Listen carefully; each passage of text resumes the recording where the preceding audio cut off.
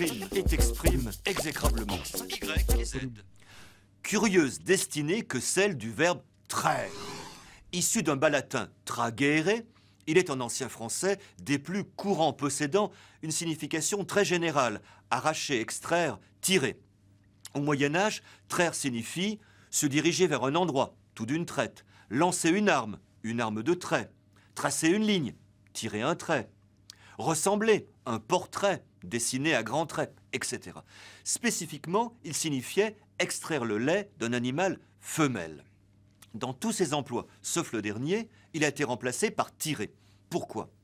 Il y avait deux verbes, moudre, en ancien français. D'une part, moudre les vaches, issu du latin mulgere, traire. D'autre part, moudre le grain, qui provenait du latin molere, tourner la meule. Fâcheux équivoque, vous en conviendrez, surtout pour un paysan.